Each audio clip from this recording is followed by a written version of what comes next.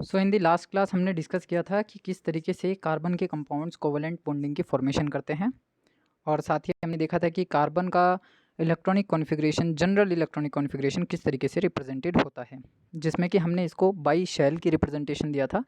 जिसमें first shell को हमने बताया था कि फर्स्ट शेल जो होती है वो होती है के, और जो सेकंड शेल होती है वो होती है एल। और के शेल में केवल 2 ही इलेक्ट्रॉन्स हैं, जबकि एल शेल के अंदर टोटल 4 इलेक्ट्रॉन्स हैं। तो इसका इलेक्ट्रॉनिक कॉन्फ़िगरेशन इस तरीके से भी लिखा जा सकता है K2L4। This is the electronic configuration in the form of shells with electrons accommodate. अब इसके आगे हमने ये भी डिस्कस किया था कि किस तरीके से कार्बन अपने 4 इलेक्ट्रॉन्स का गेन भी नहीं कर सकता और 4 इलेक्ट्रॉन्स का लॉस भी नहीं कर सकता, जिसकी वजह से उसको हमेशा केवल शेयरिंग करनी पड़ती है। और बाई शेयरिंग वो बनाता है टेट्रावैलेंसी, और टेट्रावैलेंसी के साथ साथ यानी टेट्रावैलेंट नेचर के साथ साथ यहाँ पर कोवलेंट बॉन्ड की फॉर्मेशन करता है। आज हम यही चीज़ देखेंगे कि किस तरीके से कोवलेंट बॉन्ड बनते हैं, और कोवलेंट बॉन्ड बनने के साथ साथ कौन कौन से ऐसे बेसिक एग्जांपल्स हैं कार्बन के कंपाउंड्स के जिनको हम single covalent bond, double covalent bond और ट्रिपल कोवलेंट बॉन्ड में कंसीडर करेंगे। तो सबसे पहली चीज़ ये है कि जो कोवलेंट बॉन्ड की फॉर्मेशन होती है वो होती कैसे है। हमेशा ध्यान रखना है कि जब कभी भी शेयरिंग ऑफ इलेक्ट्रॉन्स होती है, चाहे वो कंपाउंड कुछ भी हो, जब शेयरिंग ऑफ इलेक्ट्रॉन्स की बात की जाएगी इट मीन्स वहाँ पर कोवलेंट बॉन्ड की फॉर्मेशन हुई है। अगर ट्रांसफरिंग ऑफ इलेक्ट्रॉन की मैं बात करता हूँ ट्रांसफ़र, कंप्लीट ट्रांसफ़र जिसे हम बोल देते हैं। तो ट्रांसफ़र ऑफ इलेक्ट्रॉन जब कभी भी कहीं देखने के लिए मिलेगा तो वहाँ पर बॉन्डिंग होगी आयोनिक बॉन्डिंग। अभी जो आयोनिक बॉन्डिंग है इसकी एक पहचान और है कि यहाँ पर एक कैटायन बनता है और एक एनायन बनता है, एक पॉजिटिवली चार्ज स्पीशी बनती है और एक निगेटिवली चार्ज स्पीशी बनती है। तो जब कभी भी हम ट्रांसफ़र करते हैं इलेक्ट्रॉन का, तो एक स्पीशी के अंदर से इलेक्ट्रॉन ट्रांसफ़र करके दूसरे स्पीशी के अंदर भेजा जाता है, जिसकी वजह से एक स्पीशी हो जाती है डेफिशिएंसी ऑफ इलेक्ट्रॉन के साथ और एक हो जाती है एफिशिएंसी ऑफ इलेक्ट्रॉन के साथ। तो इसलिए हमेशा ध्यान रखना कि जब कभी भी कार्बन एक दूसरे के सामने आएंगे या कार्बन के कंपाउंड्स एक दूसरे के सामने आएंगे तो वहाँ पे हमेशा ही शेयरिंग ऑफ इलेक्ट्रॉन होगी, क्योंकि उनको ऑक्टेट कंप्लीट करने के लिए शेयरिंग करनी पड़ती है, क्योंकि ना तो वो 4 इलेक्ट्रॉन का गेन कर सकते हैं ना ही वो 4 इलेक्ट्रॉन को लॉस कर सकते। इसीलिए उनके पास एक ही ऑप्शन बचता है शेयरिंग ऑफ इलेक्ट्रॉन्स करने का और स्टेबिलिटी को अचीव करने का। तो ये जो शेयरिंग के इलेक्ट्रॉन्स होते हैं, अगर 1 pair of electrons result in the formation of single covalent bond, अगर केवल एक पेयर ऑफ इलेक्ट्रॉन्स आपस में शेयर होते हैं तो बनता है क्या, सिंगल कोवलेंट बॉन्ड।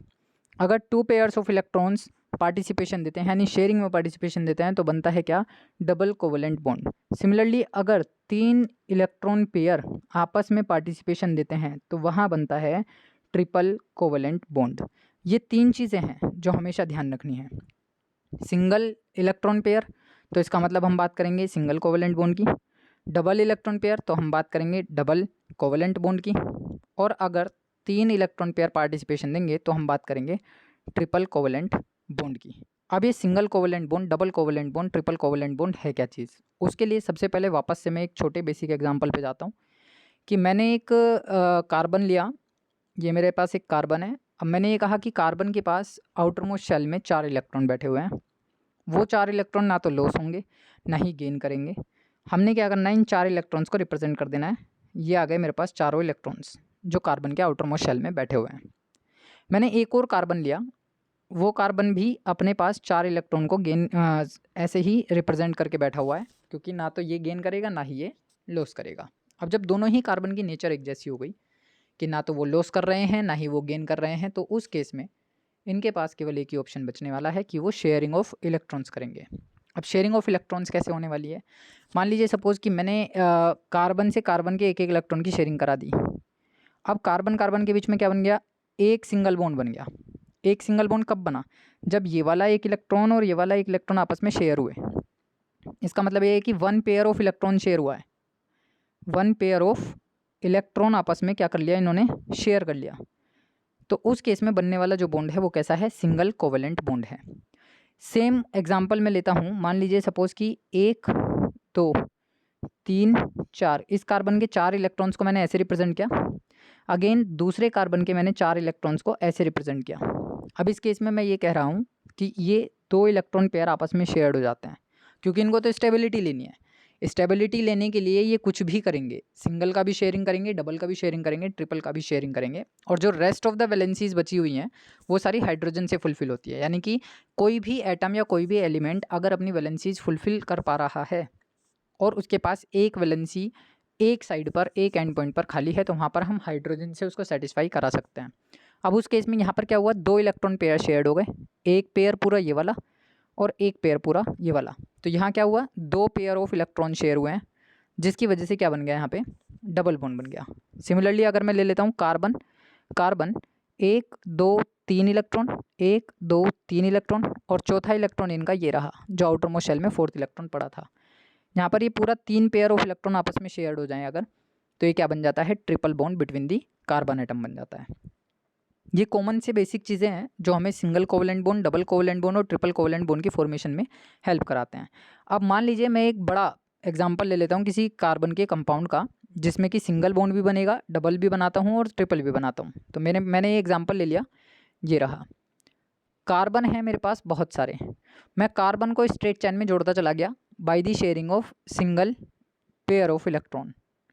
एक एक पेयर ऑफ इलेक्ट्रॉन से मैं कार्बन की एक लॉन्ग चेन बनाता चला गया।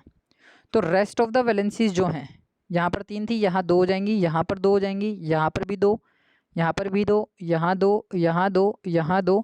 सिमिलरली आगे सोन चलता चला जाएगा। जब हम long chain of carbon atom बना रहे हैं तो यहाँ पर कॉर्नर्स वाले 3 वैलेंसीज सेटिस्फाई करेंगे हाइड्रोजन के साथ, जैसे यहाँ दिखाई दे रहा है 1 2 3। फिर लास्ट कॉर्नर वाला 3 वैलेंसीज सेटिस्फाई करेगा हाइड्रोजन के साथ, लेकिन जितने भी बीच वाले कार्बन है वो सब 2 हाइड्रोजन को कंटेन कर रहे हैं। रीज़न क्या है, क्योंकि एक वैलेंसी इस कार्बन से पूरी हो रही है और एक वैलेंसी इस कार्बन से पूरी हो रही है। तो रेस्ट ऑफ द वैलेंसीज जो बचती हैं कार्बन की, वो हमेशा कौन पूरी करने वाला है, कौन फुलफिल करने वाला है, हाइड्रोजन फुलफिल करने वाला है। तो ये तो एग्जाम्पल हो गया किसका, सिंगल कोवलेंट बॉन्ड का, क्योंकि सारे कार्बन्स के बीच में क्या बनता है, सिंगल बॉन्ड बनता है। और हमेशा जब हम सिंगल कोवलेंट बॉन्ड की बात करेंगे तो कार्बन से कार्बन के बीच में ही आपको चेक करना है बस। आपको ये नहीं देखना कि कार्बन किसी दूसरी स्पीशी के साथ कैसा बॉन्ड बना रहा है, आपको क्या देखना है, कार्बन टू कार्बन बॉन्ड कैसा है। तो कार्बन टू कार्बन बॉन्ड हर जगह सिंगल है, यहाँ पे सिंगल है, यहाँ पे सिंगल है, यहाँ पे सिंगल है, यहाँ पे सिंगल है, यहाँ पे सिंगल है। तो कार्बन टू कार्बन बॉन्ड कैसा है, सिंगल, एक ही बॉन्ड है, जिसकी वजह से हम इसको बोलते हैं सिंगल कोवलेंट बॉन्ड।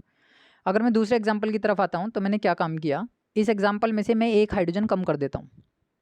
सपोज़ कि मैंने एक हाइड्रोजन यहाँ से कम कर दिया और एक हाइड्रोजन मैंने यहाँ से कम कर दिया।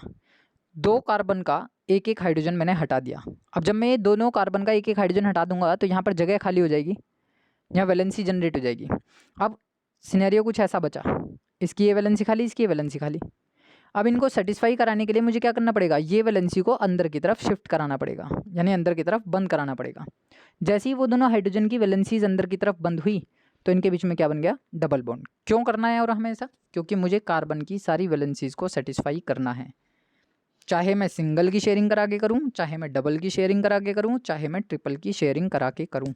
तो फर्स्ट केस में हमारी सारी वैलेंसीज सेटिस्फाई हो रही थी by sharing of single pair of electrons. लेकिन दूसरे एग्जाम्पल में क्या हुआ कि यहाँ पर सिंगल पेयर ऑफ इलेक्ट्रॉन है यहाँ, और यहाँ आते के साथ ही इन दोनों कार्बन्स के बीच में 2 हाइड्रोजन कम थे।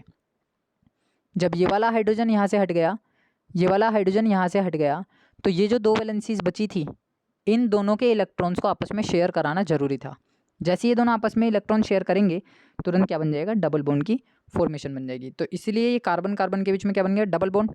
अब मानो सपोज कि 1 1 2 2 3 3, और इनकी जो चौथी वैलेंसी है उनको कैसे सेटिस्फाई करेंगे। अब मान लो अगर मैं काउंट करता हूँ तो कितनी हो गई, 1 2 3 4 और ये 5, तो ये क्या हो गया, गलत, क्योंकि कार्बन कभी भी 5 वैलेंसीज नहीं शो कर सकता। इसीलिए कार्बन की 4 वैलेंसीज सेटिस्फाई कराने के लिए आपको ये काउंट करना है पहले कि इन कार्बन कार्बन के बीच में कितनी वैलेंसी पूरी हो गई है, 2, क्योंकि 2 बॉन्ड बना दिए इन्होंने, डबल बॉन्ड बना दिया, इसका मतलब है 2 इलेक्ट्रॉन इनके शेयर हो चुके। बचे कितने इलेक्ट्रॉन, 2 इलेक्ट्रॉन। तो अब केवल 2 ही बॉन्ड बन सकते हैं, एक ये बना दिया, एक ये बना दिया, टोटल 4 हो गए।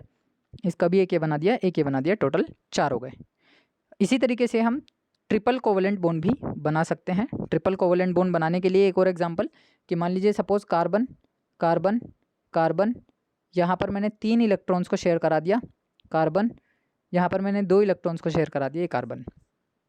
अब मैंने एक ऐसा एग्जांपल ले लिया जिसके अंदर सिंगल कोवलेंट बॉन्ड भी आ रहा है, डबल कोवलेंट बॉन्ड भी आ रहा है और ट्रिपल कोवलेंट बॉन्ड भी आ रहा है। तो अब आप ये देखिए कि इस कार्बन की कितनी वैलेंसी सेटिस्फाई, चारों वैलेंसी सेटिस्फाइड है, वो भी सिंगल बॉन्ड से। नेक्स्ट कार्बन की चारों वैलेंसी सेटिस्फाइड है, वो भी सिंगल बॉन्ड से। अब इस वाले कार्बन पे आते हैं जब हम, तो आप ये देखिए कि सिंगल बॉन्ड कितना है, एक, और ये कितने बॉन्ड है, 1 2 3। इसका मतलब है इस कार्बन की टोटल 4 वैलेंसीज पूरी हैं, लेकिन कैसे बॉन्ड के साथ, एक ट्रिपल बॉन्ड के साथ। सिमिलरली अगले कार्बन की मैं बात करता हूँ, तो इसमें भी कितने काउंट होंगे, 1 2 3, 3 कार्बन, 3 इलेक्ट्रॉन्स तो जा रहे हैं ट्रिपल बॉन्ड में और 1 इलेक्ट्रॉन जा रहा है सिंगल बॉन्ड में, तो इसकी भी 4 वैलेंसीज पूरी हैं।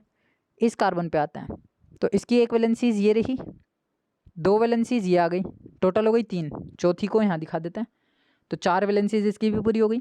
लास्ट कार्बन की बात करूँ तो 2 वैलेंसीज पहले से ही डबल बॉन्ड में, तो 3 और एक ये 4, इस तरीके से ये भी अपनी 4 वैलेंसीज को सेटिस्फाइड करेगा। तो सिंगल कोवेलेंट बॉन्ड में सारे सिंगल होने चाहिए, डबल कोवेलेंट बॉन्ड कंपाउंड में एटलीस्ट 1 डबल बॉन्ड होना जरूरी है, और ट्रिपल कोवेलेंट कंपाउंड में एटलीस्ट 1 ट्रिपल बॉन्ड का होना जरूरी है। तो ये जो एग्जांपल मैंने यहाँ पर लिया है वो ट्रिपल कोवेलेंट बॉन्ड को ज़्यादा प्रायोरिटी देगा, क्योंकि यहाँ पर एक ट्रिपल बॉन्ड सबसे लास्ट ऑर्डर पे दिखाई दे रहा है, लेकिन साथ ही साथ इसको हम डबल बॉन्डेड कंपाउंड के अंदर भी कंसिडर करेंगे। अदरवाइज यहाँ से एक नाम हम जनरेट कर देते हैं, सैचुरेटेड और अनसैचुरेटेड कंपाउंड। दो नाम मैं यहाँ से जनरेट कर रहा हूँ, सैचुरेटेड और unsaturated. Saturated compounds are those which contains only single bond, जिनके बीच में केवल क्या मिलेंगे आपको, सिंगल बॉन्ड ही मिलेंगे। लेकिन unsaturated compounds are those which contains double as well as triple bonds. जैसे कि अब ये वाला फर्स्ट एग्जांपल हमने देखा तो ये सैचुरेटेड कंपाउंड का हुआ, सेकंड और थर्ड एग्जांपल हमने देखा तो ये अनसैचुरेटेड कंपाउंड का हुआ। और ऐसे कंपाउंड्स जो कार्बन और हाइड्रोजन से बनते हैं उनको हम नाम देते हैं हाइड्रोकार्बन्स का, हाइड्रोकार्बन्स। सब चीज़ें धीरे धीरे आगे नेक्स्ट स्लाइड्स में आती जाएंगी, तो हमेशा ध्यान रखना कि कार्बन एंड हाइड्रोजन के कंपाउंड्स जो होते हैं उनको हम हाइड्रोकार्बन्स बोलते हैं। और हाइड्रोकार्बन्स को हम 2 कैटेगरी में कैटेगराइज करते हैं, number 1 is saturated, number 2 is unsaturated. Saturated hydrocarbons are those which contain single bonds between carbon and carbon atom. Unsaturated hydrocarbons are those which contains double bond और triple bond between the carbon and carbon atom. ये 2 classification है। Next अगर बात करूँ मैं यहाँ पे single bond की फॉर्मेशन को लेकर के, उसके कुछ एग्जांपल्स को लेकर के, तो हमने एक एग्जांपल ले लिया हाइड्रोजन का। आपको हमेशा क्या ध्यान रखना है कि जो सिंगल बॉन्ड होता है वो होमोमोलिक्यूल के बीच में भी बनता है, यानी होमोमोलिक्यूल्स के बीच में जनरली ज़्यादा देखने के लिए मिलता है, लेकिन हेट्रोमोलिक्यूल्स के बीच में भी सिंगल बॉन्ड बन जाता है। तो हमने पहले एक एग्जांपल ले लिया यहाँ पे होमोमोलिक्यूल का, इसको हम क्या नाम देते हैं, होमोमोलिक्यूल। होमोमोलिक्यूल क्यों नाम दिया मैंने इसका, क्योंकि ये सेम एटम से कंसिस्टेड है, इसके अंदर जो एटम्स हैं वो सारे सिमिलर हैं, सेम काइंड ऑफ एटम्स की वजह से ये बना है। तो हमने एग्जांपल लिया है इसमें हाइड्रोजन मॉलिक्यूल का, आप यहाँ पे F2 मॉलिक्यूल भी ले सकते हैं, आप Cl2 मॉलिक्यूल भी ले सकते हैं, आप Br2 मॉलिक्यूल भी ले सकते हैं, I2 मॉलिक्यूल भी ले सकते हैं, सब कैसे हैं, होमो मॉलिक्यूल हैं। तो जब मैं H2 मॉलिक्यूल की बात कर रहा हूँ तो H2 मॉलिक्यूल की फॉर्मेशन को समझने के लिए आप इस एग्जाम्पल को ध्यान से देखिए कि यहाँ पर 2 हाइड्रोजन एटम मैंने लिए हैं, एक हाइड्रोजन एटम ये रहा, दूसरा हाइड्रोजन एटम ये रहा। अब क्योंकि हमने हाइड्रोजन का इलेक्ट्रॉनिक कॉन्फ़िगरेशन पढ़ा है 1s1 और इसका भी क्या होता है 1s1, क्योंकि सिमिलर हैं दोनों, तो s ऑर्बिटल की शेप हमने दिखा दी, स्फेरिकल ये रही हमारे पास, स्फेरिकल शेप के अंदर हमने इनको लिखा हुआ है, और साथ ही साथ उनका एक एक इलेक्ट्रॉन भी हमने रिप्रेजेंट किया हुआ है बाई क्रॉस सिंबल, ये रहा इनका एक एक इलेक्ट्रॉन। अब हो क्या रहा है कि ये हाइड्रोजन का अपना एक इलेक्ट्रॉन है, ये हाइड्रोजन का अपना एक इलेक्ट्रॉन है, दोनों एक दूसरे के सामने आए और इन दोनों ने मिक्सिंग करनी शुरू करी। जैसे ये इंटरमिक्स हुए तो दोनों के दोनों कुछ इस तरीके से कंबाइन हुए, दोनों ने अपने इलेक्ट्रॉन्स का शेयर कर लिया, ये दोनों इलेक्ट्रॉन्स आपस में क्या हो गए, शेयर्ड हो गए। अब जब शेयर्ड हो गए तो सिनेरियो बदल जाता है, अब ये एंड टू एंड जुड़े हुए थे, अब ये कैसे हो गए, लेटरल पोजीशन पर हो गए, ऊपर नीचे। तो ये हमने इलेक्ट्रॉन्स को रिप्रेजेंट कर दिया। अब ये दोनों इलेक्ट्रॉन इस वाले हाइड्रोजन के लिए भी काम कर रहे हैं, ये दोनों इलेक्ट्रॉन इस वाले हाइड्रोजन के लिए भी काम कर रहे हैं, इसी वजह से ये लेटरल पोजीशन पर चले जाते हैं, क्योंकि इन्होंने शेयरिंग में पार्टिसिपेशन दिया है। और शेयरिंग का मतलब ये होता है कि अब इन दोनों इलेक्ट्रॉन पर जितना हक इस हाइड्रोजन का है उतना ही इस वाले हाइड्रोजन का भी होगा।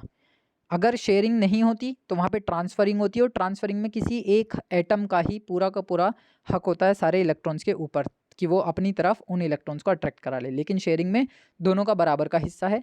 अब जैसे ही ये दोनों आपस में कनेक्ट हुए, इनके बीच में एक फोर्स ऑफ अट्रैक्शन काम करी यहाँ पर, और फोर्स ऑफ अट्रैक्शन को हमने रिप्रेजेंट किया एक सिंगल लाइन से। उस सिंगल लाइन को हम कहते हैं सिंगल कोवेलेंट बॉन्ड, क्योंकि एक ही इलेक्ट्रॉन पेयर ने पार्टिसिपेशन दिया है।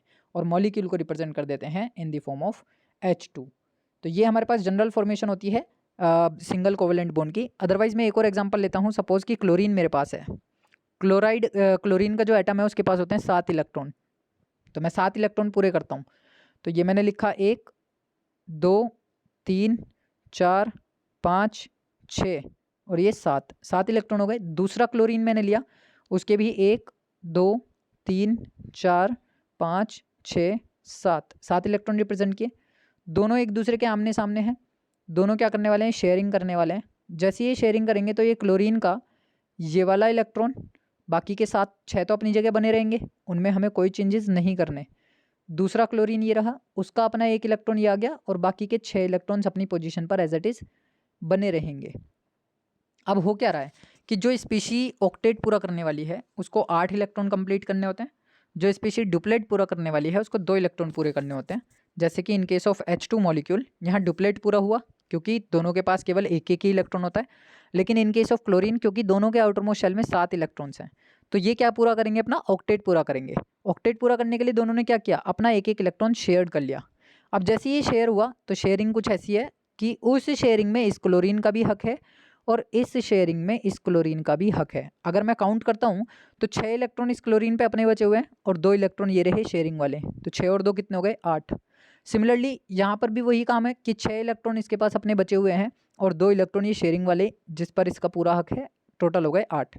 तो इस तरीके से क्लोरीन के बीच में एक फोर्स ऑफ अट्रैक्शन बन गया और क्या बन जाएगा, एक सिंगल लाइन बन जाएगी जिसको हम बोलते हैं सिंगल कोवेलेंट बॉन्ड, क्योंकि एक इलेक्ट्रॉन की दोनों ने शेयरिंग करी है। तो इस तरीके से हम होमोमोलिक्यूल ऑफ क्लोरीन एटम भी बना सकते हैं। तो ये होता है हमारा पास सिंगल कोवेलेंट बॉन्ड की फॉर्मेशन होना। अगर मैं बात करूँ डबल कोवेलेंट बॉन्ड को लेकर के, तो डबल कोवेलेंट बॉन्ड में बेस्ट एग्जांपल हमारे पास होता है O2 मॉलिक्यूल। अच्छा चलिए, ये तो बात हो गई हमारे पास किसकी, जब सिंगल कोवेलेंट बॉन्ड की थी। डबल और ट्रिपल बॉन्ड के केस में आपको ध्यान रखना है, डबल में O2 ले लिया और ट्रिपल में हमने N2 ले लिया, क्योंकि हम ऐसी स्पीशीज़ को फाइंड आउट करते हुए चलते हैं जिनके आउटर मोस्ट शेल में 2 इलेक्ट्रॉन की कमी हो या फिर 3 इलेक्ट्रॉन की कमी हो for the formation of double या ट्रिपल कोवेलेंट बॉन्ड। तो सेम प्रोसीजर मैं फॉलो करने वाला हूँ ऑक्सीजन के लिए। फॉर एग्जांपल यहाँ हमने ले लिया, ये रहा मेरे पास ऑक्सीजन का एटम, पहला ऑक्सीजन का एटम ये रहा, दूसरा ऑक्सीजन का एटम ये रहा। दोनों ही ऑक्सीजन के एटम सेम हैं, दोनों के आउटर मोस्ट शेल में 6 इलेक्ट्रॉन्स हैं। इस पे भी 6 इलेक्ट्रॉन हैं, इस पे भी 6 इलेक्ट्रॉन हैं। जब आप इलेक्ट्रॉनिक कॉन्फ़िगरेशन करते हैं तो ऑक्सीजन का इलेक्ट्रॉनिक कॉन्फ़िगरेशन आता है 1s2 then 2s2 then 2p। Total कौन से नंबर पे, 8th नंबर पे, यानी कि 2 और 2 4 और यहाँ पर कितना आ जाएगा 2p4। 8 टोटल इलेक्ट्रॉन इसके पास होते हैं। तो आउटर मोस्ट शेल कौन सी है, सेकंड, और सेकंड शेल में कितने इलेक्ट्रॉन है टोटल, 6।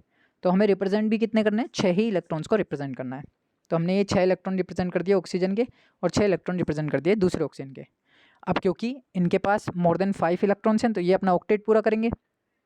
ऑक्टेट पूरा करने के लिए इनको शेयरिंग करनी पड़ेगी। शेयरिंग करनी है तो ये सिंगल शेयरिंग भी कर सकते थे, डबल भी कर सकते थे, ट्रिपल भी कर सकते थे, लेकिन हमें प्रायोरिटी देनी है ऑक्टेट को। तो ऑक्टेट तब पूरा होगा जब इसके 6 इलेक्ट्रॉन्स के साथ 2 की शेयरिंग हो जाए और ये टोटल 8 इलेक्ट्रॉन कर ले अपने आउटर मोस्ट शेल में। सिमिलरली ऐसे ही इसके साथ केस है कि इसके पास 6 थे तो इसको भी अपने आउटर मोस्ट शेल में कितने करने हैं, 8 इलेक्ट्रॉन करने हैं।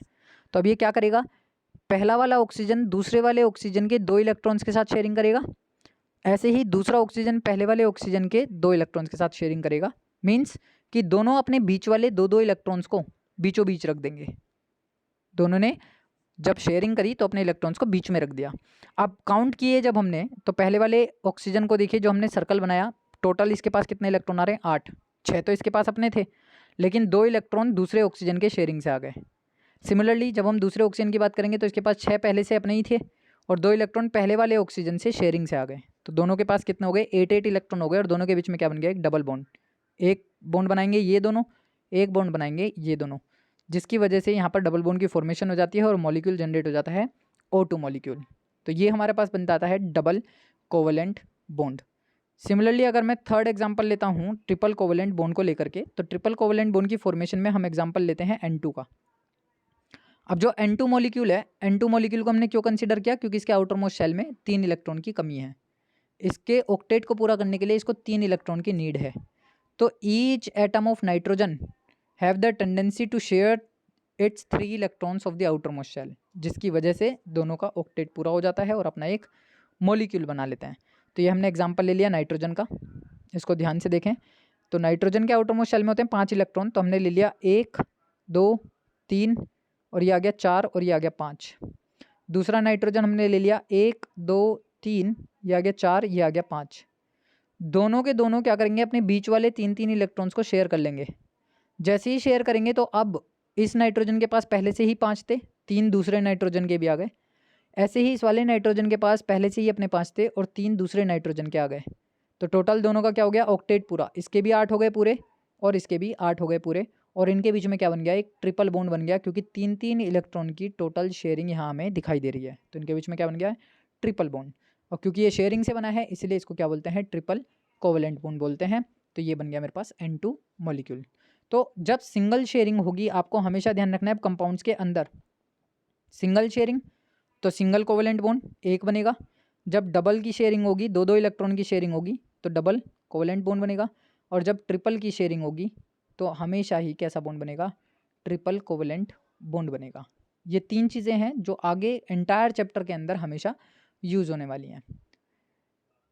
आगे अगर हम बात करें तो कार्बन एटम के बीच में एक मल्टीपल बॉन्ड बनाने की कैपेसिटी आ गई। हमने ये चीज़ देख ली कि ये सिंगल कोवेलेंट बॉन्ड भी बना सकता है, ये डबल कोवेलेंट बॉन्ड भी बना सकता है और ये ट्रिपल कोवेलेंट बॉन्ड भी बना सकता है। इट मीन्स हम ये कह सकते हैं कि carbon has the tendency to form multiple covalent bonds between same और डिफरेंट एटम्स। चाहे ये कार्बन से कार्बन के बीच में बनाए, चाहे ये कार्बन से किसी दूसरे एटम के बीच में बनाए। तो अब यहाँ से एक ही क्वेश्चन हमेशा जनरेट हो जाता है कि why carbon forms multiple covalent bonds. तो उसका रीज़न क्या है, क्योंकि कार्बन के पास एक सफिशिएंट नंबर होता है for the sharing of electron and to achieve its octet. अपना ऑक्टेट अचीव करने के लिए इसके पास सफिशिएंट नंबर है इलेक्ट्रॉन्स का जो कि शेयरिंग में पार्टिसिपेशन दे सकता है। तो अगर हम बात करें if sufficient number of other atoms are not there, आप ये मान के चलिए कि कार्बन किसी ऐसी सिचुएशन में फंसा हुआ है कि इसके सामने कोई और ऐसे एटम है ही नहीं जिनके साथ ये अपने 3 इलेक्ट्रॉन्स को, 2 इलेक्ट्रॉन्स को या 1 इलेक्ट्रॉन को शेयर कर पाए। तो उस केस में हम क्या करते हैं, जो इसके सिंगल कोवेलेंट बॉन्ड होते हैं या डबल कोवेलेंट बॉन्ड होते हैं या ट्रिपल कोवेलेंट बॉन्ड होते हैं, उनको हम हाइड्रोजन की हेल्प से सेटिस्फाई कराते हैं। यानी कि in order to satisfy the 4 valencies carbon form double और triple bond between 2 carbon atoms. ये बात तो बिल्कुल ठीक है कि अपनी वैलेंसीज को सेटिस्फाई कराने के लिए सिंगल, डबल या ट्रिपल बॉन्ड बनाता है। फॉर एग्जांपल हमने लिया इथेन, इथीन और इथाइन। हमने 3 नाम लिए हैं। एक है इथेन, इसमें ANE आ रहा है, इसमें ENE आ रहा है, इसमें YNE आ रहा है। तो इथेन, इथीन और इथाइन, ये जो तीनों नाम हैं ये बेस्ड हैं सिंगल बॉन्ड पर, डबल बॉन्ड पर और ट्रिपल बॉन्ड पर। जब कार्बन कार्बन के बीच में सिंगल बॉन्ड बनता है तो उसका नाम लिखा जाता है एल्क प्लस ANEN। एल्क का मतलब यहाँ पर है नंबर ऑफ कार्बन एटम से, number of carbon atom. Total number of carbon atom के लिए अभी मैं एक सीरीज़ बताऊंगा, वो आप लोगों को याद करनी होगी कि अगर नंबर ऑफ कार्बन एटम इतने हैं तो उसके लिए नाम क्या काउंट किया जाएगा। बस अभी फ़िलहाल के लिए आप लोगों को ध्यान रखना है कि आप लिखेंगे एल्क, और अगर कार्बन कार्बन के बीच में सिंगल बॉन्ड है तो आप जोड़ देंगे उसके पीछे एन, तो आपका नाम हो जाएगा एल्केन। अगर कार्बन कार्बन के बीच में डबल बॉन्ड आ रहा है तो आप उसका नाम लिखेंगे एल्क प्लस ईन, तो इसका नाम हो जाएगा एल्कीन, जैसा कि यहाँ पर हमें दिखाई दे रहा है।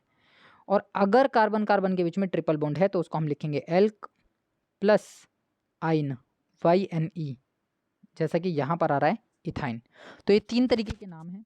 जब सिंगल कोवेलेंट बॉन्ड होता है तो एल्क एन आने वाला है, जब डबल कोवेलेंट बॉन्ड होता है तो वहाँ पे एल्क ईन आने वाला है, और जब ट्रिपल कोवेलेंट बॉन्ड होगा तो वहाँ एल्क आइन आने वाला है।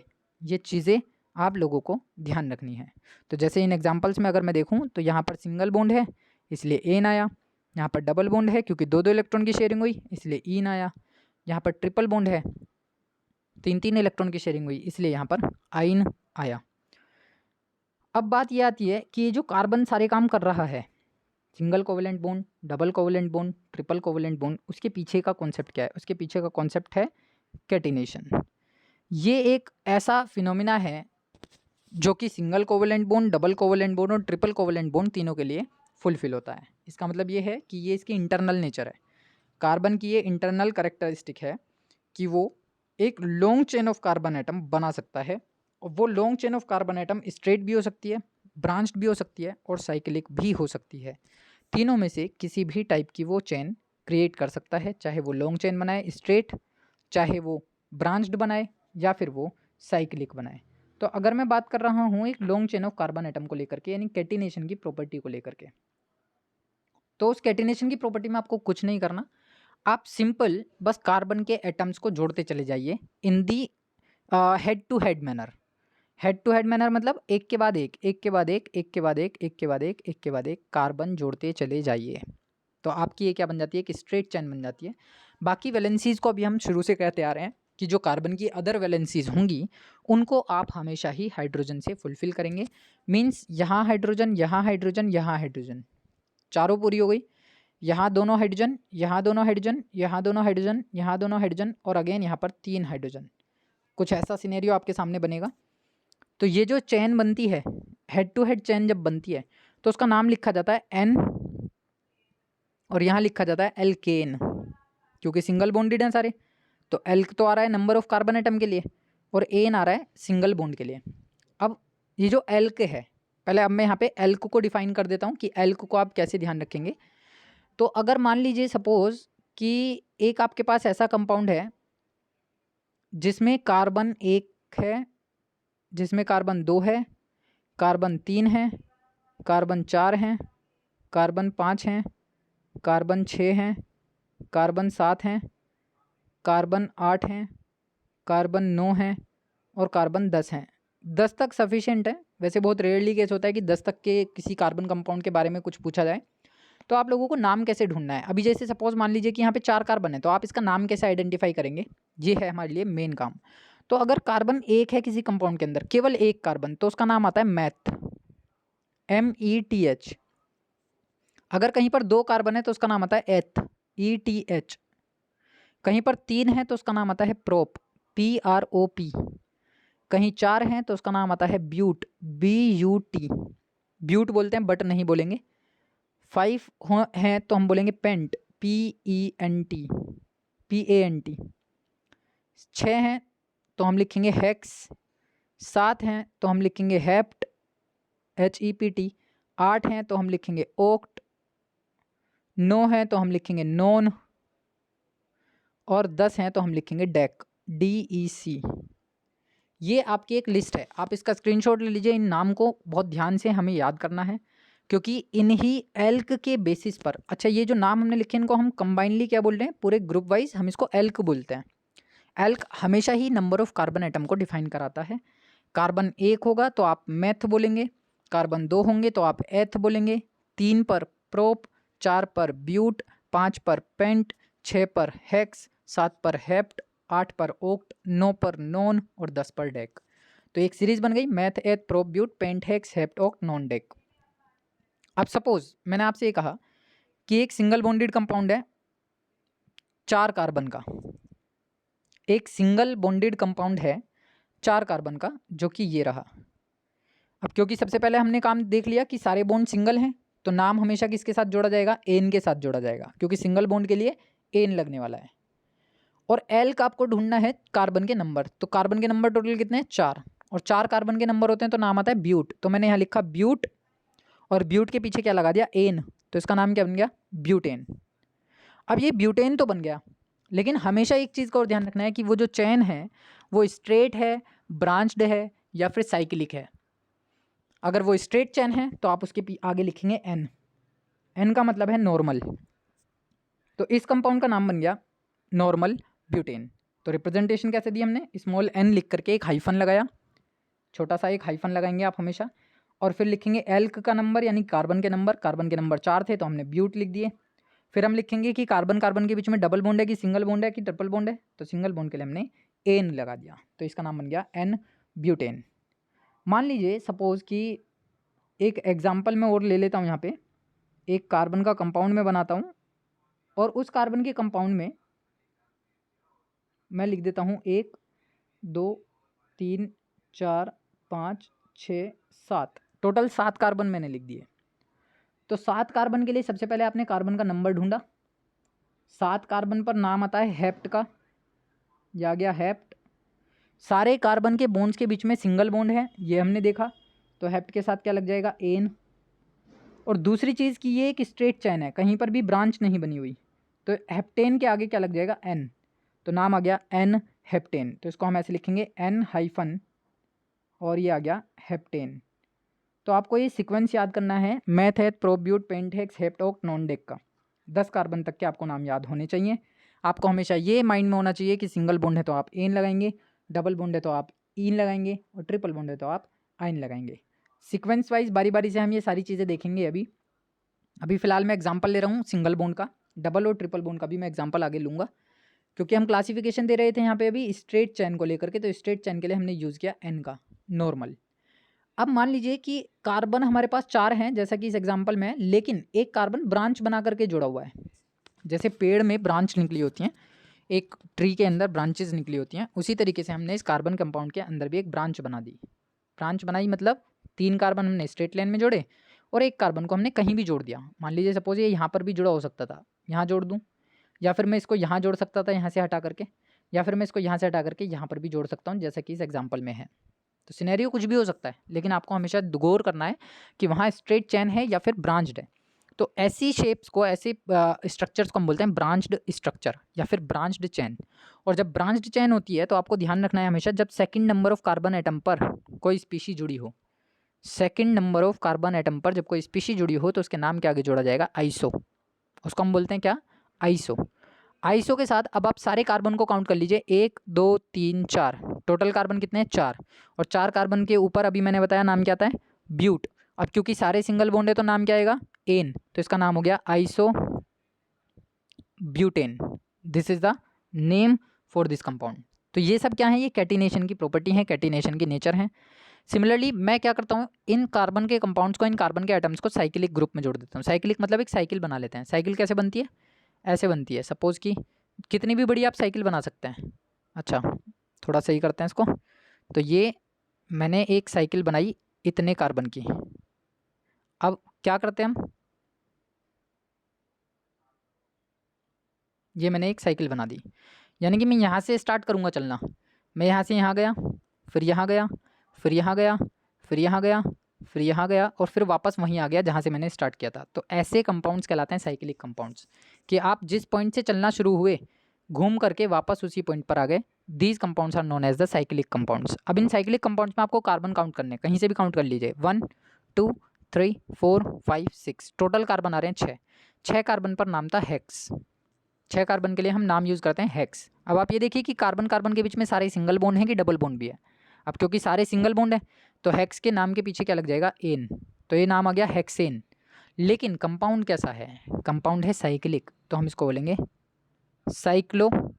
इसके नाम के आगे क्या लग जाएगा, साइक्लो, और ये क्या बन जाएगा, हेक्सेन। तो हमारे पास 3 कैटेगरी हुई, एक लॉन्ग चेन वाली जिसके नाम के आगे हम लगाते हैं एन, एक ब्रांच्ड वाली जिसके नाम के आगे हम लगाते हैं आइसो, और एक साइक्लिक वाली जिसके नाम के आगे हम लगाते हैं साइक्लो। ये 3 एब्रीविएशंस हैं, 3 प्रीफिक्स हैं जिनको हम हमेशा before the name of the main compound या मेन कार्बन एटम के आगे यूज़ करते हैं, या मेन कार्बन चेन के आगे यूज़ करते हैं। तो ये जो एग्जांपल्स थे वो सारे सिंगल बॉन्ड वाले थे। अभी मान लो कि सपोज यहाँ पर मैं इस चैन को चेंज कर देता हूँ। चैन को कैसे चेंज कर देता हूँ, इसका एक हाइड्रोजन मैंने हटा दिया, और जहाँ से मैंने हाइड्रोजन हटाया वहाँ पे एक और उसके पड़ोस वाले कार्बन से हाइड्रोजन हटाया, यहाँ डबल बॉन्ड लगा दिया। क्योंकि मुझे वैलेंसी सेटिस्फाइड करनी है तो मुझे 2 ही हाइड्रोजन हटाने पड़ेंगे, क्योंकि डबल बॉन्ड में हमेशा एक पेयर ऑफ इलेक्ट्रॉन शेयरिंग करता है। तो जब इसका एक इलेक्ट्रॉन फ्री होगा, इसका एक इलेक्ट्रॉन फ्री होगा, तो ये आपस में क्या कर पाएंगे, शेयरिंग कर पाएंगे। अब इन दोनों कार्बन के बीच में क्या बन गया, डबल बॉन्ड बन गया। अब इस केस में जो नाम आएगा वो है तो अभी भी 6 ही कार्बन, 6 कार्बन के लिए आप हेक्स ही लगाओगे। अभी भी ये साइक्लिक ग्रुप है तो आप साइक्लो ही लगाओगे, साइक्लोहेक्स। लेकिन अब यहाँ पर क्या गया है, डबल बॉन्ड आ गया है, एटलीस्ट 1 डबल बॉन्ड यहाँ प्रेजेंट है, तो आप इसके नाम के पीछे क्या लगाएंगे, ईन लगाएंगे। तो क्या बन गया, साइक्लोहेक्स ईन। सिमिलरली अगर मैं इस कार्बन की जो चैन थी, मेरे पास ये 4 कार्बन थे, इन 4 कार्बन में कहीं पर भी एक डबल बॉन्ड लगा दूँ बीच में, इसका मतलब है कि मेरे को 2 हाइड्रोजन कम करने पड़ेंगे, 1 2 3 1 2 3, और यहाँ की जो वैलेंसीज हैं बीच वाली, वहाँ पे केवल एक हाइड्रोजन लगाना पड़ेगा, क्योंकि 2 हाइड्रोजन कम करूँगा तभी डबल बॉन्ड आएगा। तो अब इसका जो नाम होगा वो होगा तो अभी भी कैसा, एन वाला क्योंकि नॉर्मल चेन है, स्ट्रेट है, ब्यूट है क्योंकि 4 कार्बन है, लेकिन डबल बॉन्ड आ गया इसलिए क्या लगाऊंगा, ईन लगाऊंगा। इसका नाम क्या हो जाएगा, एन ब्यूटीन हो जाएगा। स्ट्रेट चेन जुड़ती चली जा रही है लेकिन 4 कार्बन है तो इसलिए ब्यूट, डबल बॉन्ड आ गया है तो क्या आ गया, ईन। सिमिलरली ये ट्रिपल बॉन्ड के लिए भी फॉलो होगा। अगर ट्रिपल बॉन्ड कहीं पर प्रेजेंट होगा तो उसके नाम के पीछे क्या लग जाएगा, आइन लग जाएगा। अब जो मेन चीज़ आती है वो ये कि अभी हमने डिस्कस किया कि कार्बन की जो चारों वैलेंसीज होती हैं वो चारों वैलेंसीज किसी भी टाइप के एटम के साथ कंसिस्टेड हो सकती हैं। वो कार्बन भी हो सकते हैं, वो हाइड्रोजन भी हो सकते हैं, या कोई वो मोनोवैलेंट एटम कोई भी हो सकता है, कोई भी मोनोवैलेंट एटम जिसके साथ वो कंसिस्टेड हो। तो अब मान लीजिए सपोज कि हमने कुछ एग्जांपल लिए हैं, कार्बन का क्लोरीन से कनेक्शन है, फिर क्लोरीन 2 बार, फिर क्लोरीन 3 बार और फिर क्लोरीन 4 बार। तो उसके नाम किस तरीके से बनते चले जा रहे हैं वो आप लोगों को थोड़ा ध्यान देना है। कि हमने अभी क्या किया था, मेरे पास एक जनरल कंपाउंड है जिसमें मैंने क्या कहा कि कार्बन की चारों वैलेंसीज हाइड्रोजन सेटिस्फाई कर रहा है। ये हमारे पास एक फॉर्मर कंपाउंड है ना। कार्बन की चारों वैलेंसीज किससे सेटिस्फाइड करी हमने, हाइड्रोजन से। तो इसको मैं बोलता हूँ मीथेन। मीथेन क्यों बोलता हूँ मैं, क्योंकि एक ही कार्बन है, मैथ सिंगल बॉन्ड है इसलिए क्या लगाऊंगा, एन, तो इसका नाम आ गया मीथेन। अब इस मीथेन में से मैंने एक हाइड्रोजन हटा दिया और एक क्लोरीन लगा दिया उसकी जगह। ये हाइड्रोजन मैंने हटाया और इसकी जगह ये क्लोरीन लगा दिया। तो अब इसका नाम क्या बन जाएगा, इस क्लोरीन के नाम के लिए लग जाएगा क्लोरो। इसके लिए क्या लग जाएगा, क्लोरो। और मीथेन अपनी जगह एज इट इज बना रहेगा क्योंकि सिंगल बॉन्ड है और एक ही कार्बन है। दूसरी स्ट्रक्चर में मैंने क्या किया, 2 क्लोरीन लगा दिया, यानी कि दूसरा हाइड्रोजन भी हटा दिया और 2 क्लोरीन लगा दिए। तो सेम एटम लगाया इसलिए डाई लगा दिया, नाम लिख दो उसका क्लोरो, और वापस मीथेन ऐसी का ऐसे ही। तो इसका फॉर्मूला क्या बन गया, CH2Cl2। पहले वाले का क्या है, CH3Cl। थर्ड वाले पर आ जाते हैं। तो इसमें मैंने क्या किया, एक और हाइड्रोजन हटा दिया और उसकी जगह क्या लगा दिया, Cl। तो इसलिए इसका नाम क्या बन गया, CH, और ये Cl3, तो ये बन गया CHCl3। सेम एटम जोड़ा है इसलिए क्या लगाऊंगा, ट्राई, और नाम क्या है उसका, क्लोरो, और कार्बन क्या आ गया, मीथेन, क्योंकि एक ही कार्बन है और सिंगल बॉन्डेड है तो try chloro methane. Last one की चौथा हाइड्रोजन भी मैंने हटा दिया और उसकी जगह क्या लगा दिया, क्लोरीन। तो सेम एटम को मैंने 4 बार लगाया इसलिए टेट्रा लगाऊंगा। नाम उसका क्या है जो हमने एटम जोड़ा हुआ है, क्लोरो है। कितने कार्बन है, एक है। कैसा है, सिंगल बॉन्डेड है तो मीथेन। फॉर्मूला हो गया CCl4। तो ये सब क्या है, ये हैं कार्बन के डेरिवेटिव्स। ये सब कैसे कंपाउंड्स हैं, ये कार्बन के डेरिवेटिव्स हैं, जिसके अंदर हम क्या कर रहे हैं, बारी बारी से स्टेप बाय स्टेप हाइड्रोजन को रिप्लेस कर रहे हैं और उसकी जगह पर एक दूसरा डिफरेंट एटम कंबाइन करते चले जा रहे हैं। वो एटम कुछ भी हो सकते हैं, hydrogen, oxygen, nitrogen, halogen. Halogen वो हैं जो कि क्लोरीन, फ्लोरीन, ब्रोमीन और आयोडीन की कैटेगरी में है, यानी कि 17th ग्रुप का एलिमेंट है। नाइट्रोजन अपने आप में स्पेसिफिक है, 15th ग्रुप का एलिमेंट है। ऑक्सीजन अपने आप में स्पेसिफिक है, 16th ग्रुप का एलिमेंट है। ये रहे हमारे पास कुछ वही कंपाउंड्स को हमने जोड़ा। पहले हमने हेलोजन्स को जोड़ के देखा। अब मैं क्या करता हूँ, इसमें ऑक्सीजन फैमिली के एलिमेंट को जोड़ता हूँ और एक बार नाइट्रोजन फैमिली के एलिमेंट को जोड़ता हूँ। तो कार्बन ये रखा मेरे पास। अब क्योंकि सल्फर क्या बनाता है, 2 वैलेंसीज दिखाता है, सल्फर के ऊपर 2 नेगेटिव चार्ज होता है तो वो डबल बॉन्ड बनाने वाला है। तो कार्बन जब आप जोड़ते हो उसके साथ सल्फर लगाओगे तो वो 2 बॉन्ड बनाएगा, लेकिन अभी कार्बन की 2 वैलेंसीज खाली हैं क्योंकि कार्बन टोटल 4 बॉन्ड बना सकता है। तो 2 बॉन्ड तो उसने इस सल्फर से बना लिए, बाकी के 2 बॉन्ड इस सल्फर से बनाएगा। तो कंपाउंड कुछ ऐसा हो गया, जैसे हम लिखते हैं CO2 उसी तरीके से हम लिखते हैं CH2। ये होता है कार्बन डाइऑक्साइड, ये होता है कार्बन डाई सल्फाइड। तो डाई सल्फाइड क्योंकि 2 बार S है, डाई ऑक्साइड क्योंकि 2 बार O है। ऑक्सीजन भी 2 इलेक्ट्रॉन की शेयरिंग करता है, इसी वजह से कार्बन के बीच में और ऑक्सीजन के बीच में क्या बन रहा है, डबल बॉन्ड बन रहा है, क्योंकि मुझे कार्बन को स्टेबलाइज करना है, कार्बन की चारों वैलेंसीज को फुलफिल करना है। तो कार्बन के चारों इलेक्ट्रॉन जो वैलेंस इलेक्ट्रॉन थे वो यहाँ पर शेयरिंग दे रहे हैं ऑक्सीजन के साथ। अब यहाँ पर ऑक्सीजन का ऑक्टेट भी पूरा है और कार्बन का ऑक्टेट भी पूरा है। तीसरा जो एग्जाम्पल यहाँ में दिखाई दे रहा है यह है यूरिया। यूरिया होता है NH2CONH2, this is the formula for urea. अब यहाँ देखो कार्बन मेरे पास है, कार्बन 2 बॉन्ड बना रहा है किसके साथ, ऑक्सीजन के साथ। कार्बन 1 बॉन्ड बना रहा है नाइट्रोजन के साथ, 1 बॉन्ड बना रहा है इस नाइट्रोजन के साथ। अब क्योंकि नाइट्रोजन के 3 बॉन्ड होते हैं तो ये 1 बॉन्ड इस हाइड्रोजन से, 1 बॉन्ड इस हाइड्रोजन से जुड़ेगा। सिमिलरली यहाँ पर भी एक हाइड्रोजन और यहाँ पर भी एक हाइड्रोजन इस तरीके से ये जुड़ेगा। तो ये देखो ध्यान से कि नाइट्रोजन ने अपनी 3 वैलेंसीज फुलफिल की, 1 2 3। इस नाइट्रोजन ने भी 1 2 3। कार्बन ने टोटल 4 करी, 1 2 3 4। ऐसे ही ऑक्सीजन ने अपनी 2 करी। तो हर एटम क्या कोशिश करता है कि वो अपना स्टेबल कर ले ऑक्टेट, अपने आउटर मोस्ट शेल में 8 इलेक्ट्रॉन कर ले by the sharing of electrons with the same atom और डिफरेंट एटम। नेक्स्ट हमारे पास आ जाता है आइसोमेरिज्म, जो प्रॉपर्टी हमने लास्ट सबसे पहले डिस्कस भी की थी, जिसमें कि डेफिनेशन हमने डिफाइन की थी कि जिन ऐसे मॉलिक्यूल्स जिनका मॉलिकुलर फॉर्मूला सेम होता है लेकिन उनकी स्ट्रक्चर्स डिफरेंट होती है। मतलब कि जैसे अभी हम एग्जांपल डिस्कस करके आए हैं ऊपर ही, नेक्स्ट स्लाइड प्रीवियस स्लाइड में हमने डिस्कस किया कि एक बार हमने ब्रांच चेन बनाई, एक बार हमने स्ट्रेट चेन बनाई, एक बार हमने साइक्लिक चेन बनाई। अगर उसमें number of carbon atom same रखता मैं, अगर उनमें number of carbon atom same रखूं और number of hydrogen atom same रखूं, तो उस केस में वो स्ट्रक्चर्स एक दूसरे के आइसोमर्स कहलाएंगे। आइसोमर्स का मतलब होता है सेम मॉलिक्यूलर फॉर्मूला, यानी कि total number of carbon atom, total number of hydrogen atom, या फिर total number of each atom. आप हमेशा ध्यान रखेंगे कि each atom must be equal in number. Her atom equal होना चाहिए, चाहे उनकी स्ट्रक्चर कुछ भी हो, चाहे उनको रिप्रेजेंट कैसे भी किया गया हो, चाहे उनको लिखा कहीं पर भी गया हो। तो वही एग्जांपल हम यहाँ लेते हैं कि compounds having same molecular formula but different structures are known as isomers and this phenomena is called as isomerism. और ये जो फिनोमिना है उसको हम आइसोमेरिज्म बोलते हैं। जैसे कि लाइट चैप्टर में आप फिजिक्स में पढ़ते हैं, हम शीशे के मिरर के सामने जब खड़े होते हैं तो लेटरल इन्वर्जन उसके अंदर देखने के लिए मिलता है। हमारा जो राइट होता है वो उसमें हमारा लेफ्ट बन चुका होता है, और जो हमारा लेफ्ट होता है वो उसमें हमारा राइट बन चुका होता है। अब क्या कर रहे हो आप कि आपकी स्ट्रक्चर बदली है, आपकी पोजीशन बदली है, लेकिन जो आपके पार्ट्स हैं, जो आपके कंपोनेंट्स हैं, वो एज इट इज़ बने हुए हैं, उनमें कोई भी चेंजमेंट नहीं आया है। यानी आपके मॉलिक्यूलर फॉर्मूला तो अभी भी सेम है, लेकिन आपकी जो पोजीशन है, जो आपकी स्ट्रक्चर है, वो चेंज हो गई है। तो इस टाइप की जो चीज़ होती है उसको हम बोलते हैं आइसोमर्स। दोनों चीज़ें एक दूसरे के क्या कहलाएंगे, आइसोमर्स कहलाएंगे। और जो फिनोमिना है जिसके बिहाफ पे वो काम कर रहा है वो कहलाता है आइसोमेरिज्म। तो एग्जाम्पल के तौर पे हमने एक एग्जाम्पल लिया यहाँ पे ब्यूटेन का। ब्यूटेन मतलब 4 कार्बन, 4 कार्बन के साथ जुड़ने वाले टोटल हाइड्रोजन कितने होने वाले हैं, क्योंकि एल्केन जब आप पढ़ते हो कार्बन के कंपाउंड्स में, अभी हम हाइड्रोकार्बन्स पढ़ेंगे, इनको कैटेगराइज करना शुरू करेंगे। तो आपके लिए एक बेसिक एग्जाम्पल मैं बताऊंगा, बेसिक नाम मैं बताऊंगा कि CnH2n+2, ये एक फॉर्मूला है जो कि एल्केन का होता है। अब इसमें जितने नंबर ऑफ कार्बन एटम है उसके दुगने से 2 ज़्यादा हाइड्रोजन होने चाहिए। जितने नंबर ऑफ कार्बन एटम हैं उसके दुगने से 2 नंबर ज़्यादा हाइड्रोजन होने चाहिए। तो आप गौर से देखें, कार्बन है यहाँ पे 4, तो 4 का दुगना 8, और 8 से 2 ज़्यादा, यानी कि टोटल हो गए 10। हाइड्रोजन कितने होने चाहिए, दुगने से 2 ज़्यादा। काउंट करें, 4 हाइड्रोजन, 4 हाइड्रोजन 8, 8 और 2 10। तो general formula for the alkanes जो होता है वो होता है CnH2n+2। अब यहाँ से आपको जनरल फॉर्मूले भी याद रखे होंगे, मैं आपको नेक्स्ट स्लाइड में बताऊंगा कि जनरल फॉर्मूले क्या होते हैं एल्केन, एल्कीन और एल्काइन के। तो ये मेरे पास एक ब्यूटेन था। इस ब्यूटेन के जो हाइड्रोजन्स हैं और जो कार्बन्स हैं उनको लिखने के क्या क्या तरीके मेरे पास पॉसिबल हैं। मैंने एक बार चारों कार्बन को स्ट्रेट चेन में जोड़ दिया। एक बार मैंने क्या काम किया, चारों कार्बन्स को स्ट्रेट चेन में जोड़ा।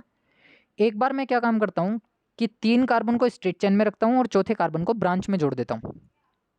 3 को मैंने स्ट्रेट चेन में रखा और चौथे को मैंने ब्रांच में जोड़ दिया। ब्रांच का मतलब है ऊपर से नीचे की तरफ जोड़ दिया, ऊपर से नीचे की तरफ रख दिया। तो ये दोनों जो स्ट्रक्चर्स हैं इनके मॉलिक्यूलर फॉर्मूला सेम है। मॉलिक्यूलर फॉर्मूला मतलब कार्बन 4 हैं, हाइड्रोजन 10 हैं। इसमें भी आप गौर से देखो, कार्बन 4 हैं, हाइड्रोजन 10 हैं, काउंट करके अगर हम देखें। लेकिन इनकी जो स्ट्रक्चर है वो डिफरेंट डिफरेंट है। यहाँ पे स्ट्रक्चर स्ट्रेट चेन वाली है, यहाँ पर स्ट्रक्चर ब्रांच्ड वाली है। इसी वजह से ये दोनों एक दूसरे के क्या कहलाते हैं, आइसोमर्स कहलाते हैं। और दोनों के नाम भी अभी हमने लिखने सीखे कि जब स्ट्रेट चेन होती है तो हम नॉर्मल लिखते हैं N, और जब सेकंड कार्बन पर जुड़ा होता है, ये सेकंड कार्बन पर जुड़ा हुआ है ये वाला पार्ट, तो इसको हम लिखते हैं आइसो। तो नाम इनके अलग अलग हो जाते हैं, स्ट्रक्चर इनके अलग अलग हो जाती है, लेकिन इनके number of atoms, number of each atom हमेशा क्या रहते हैं, सेम रहते हैं, बिल्कुल एक जैसे रहते हैं, उनमें कोई चेंजेस नहीं होते।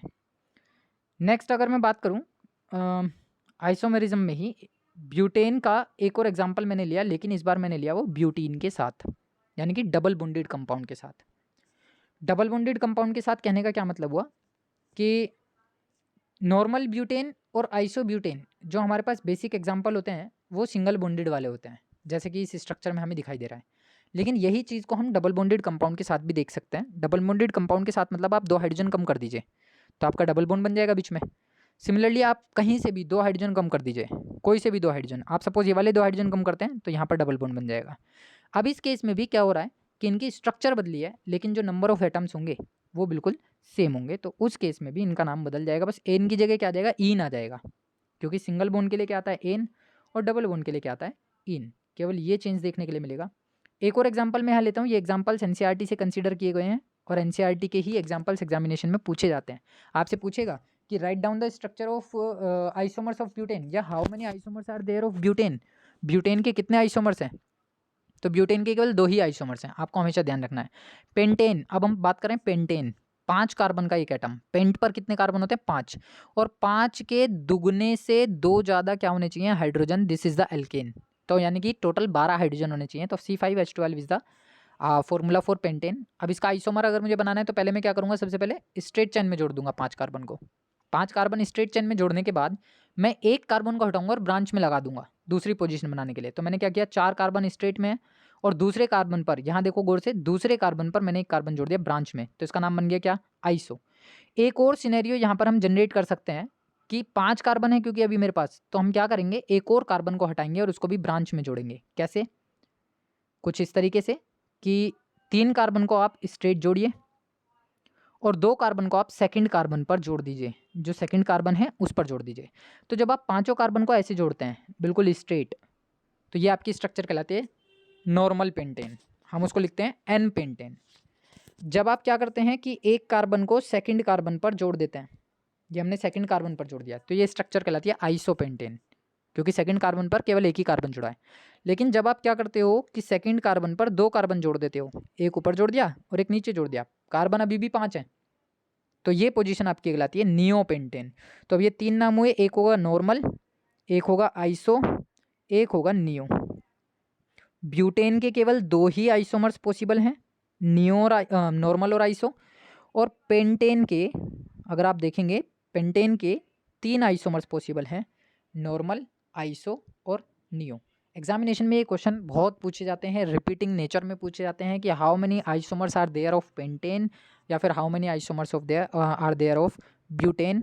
सिमिलरली एक और एग्जांपल है जो आपकी एनसीईआरटी से लिया गया है, हेक्सेन का। हेक्सेन के भी आइसोमर्स एग्जामिनेशन में पूछ ले जाते हैं। हेक्सेन का मतलब होता है 6 कार्बन एक साथ जुड़े होना। तो हमने एक बार स्ट्रेट लाइन में जोड़े, सबसे पहला नॉर्मल हेक्सेन हम इसको नाम देते हैं। बिल्कुल स्ट्रेट चेन में आप 6 के 6 कार्बन को हेड टू हेड पोजीशन पर जोड़ दीजिए, तो इसका नाम बन जाता है normal hexane. This is the first isomer of hexane. Secondly मैं क्या करता हूँ, दूसरे नंबर के कार्बन पर एक कार्बन जोड़ देता हूँ, यानी कि 5 कार्बन स्ट्रेट चेन में और एक कार्बन सेकंड नंबर के पोजीशन के कार्बन पर, तो उसका नाम क्या बन जाता है, आइसो हेक्सेन। इसका नाम क्या बन जाएगा, आइसो हेक्सेन। ये कौन सी पोजीशन हो गई है, आइसो हेक्सेन की पोजीशन हो गई है। अगली बारी में मैं क्या काम करता हूँ, इस कार्बन को हटा करके तीसरे नंबर के कार्बन पर लगा देता हूँ। अब इसका कोई कॉमन नेम नहीं है, इसका IUPAC नाम ही लिखा जा सकता है, और IUPAC को हम नेक्स्ट स्लाइड्स में देखेंगे, आगे नेक्स्ट क्लास में देखेंगे, तब आप लोगों को IUPAC नोमेनक्लेचर करना आ जाएगा। सिमिलरली इतना होने के बाद मैं एक और काम कर सकता हूँ कि आप स्ट्रेट चेन में जोड़िए 4 कार्बन को और एक और कार्बन यहाँ से हटा के किसी दूसरे नंबर के कार्बन पे लगा दीजिए, तो सिनेरियो कुछ ऐसा बन जाएगा। तो ये क्या कहलाएंगे, आइसोमर्स। आइसोमर्स का मतलब आप केवल एक चीज़ माइंड में रखिए कि आपके लिए स्ट्रक्चर्स अलग अलग होनी चाहिए और स्ट्रक्चर रिपीट नहीं होनी चाहिए। मीन्स क्या है कहने का, कि ये वाले कार्बन को हटा करके मैं यहाँ नहीं लगा सकता खाली इस जगह पर, और मैं फिर ये नहीं कहूँगा अगर मैंने यहाँ लगा दिया कि ये भी एक आइसोमर होगा, क्योंकि ये मिरर इमेज हो गई है। आपको हमेशा ध्यान रखना है कि जो स्ट्रक्चर है वो रिपीटिंग नेचर में नहीं होनी चाहिए, बस आपको डिफरेंट डिफरेंट स्ट्रक्चर्स बनानी है। जैसे कि एक ये लास्ट स्ट्रक्चर इसमें बन जाती है कि 4 कार्बन को आप जोड़िए स्ट्रेट चेन में और 2 कार्बन को आप जोड़ दीजिए दूसरे नंबर के कार्बन पर, जो कि नियो पोजीशन कहलाती है। इसको हम क्या बोलते हैं, नियो पोजीशन कहलाते हैं। तो these are the isomers of hexane. Total 5 isomers ये बनाता है अपने। पहला बनाता है स्ट्रेट चेन में, दूसरे के केस में हमने क्या किया, एक कार्बन को सेकंड पोजीशन पे लगाया, आइसो। तीसरे में हमने क्या किया, उस कार्बन को हटा करके तीसरे कार्बन पे लगाया। चौथे में हमने क्या किया, एक और कार्बन हटा करके दूसरी पोजीशन पे लगाया। पांचवें में हमने क्या किया कि 4 कार्बन को स्ट्रेट चेन में जोड़ा और 2 कार्बन को सेकंड कार्बन की पोजीशन पर जोड़ा। तो ये हमारे हो गए आइसोमर्स ऑफ हेक्सेन।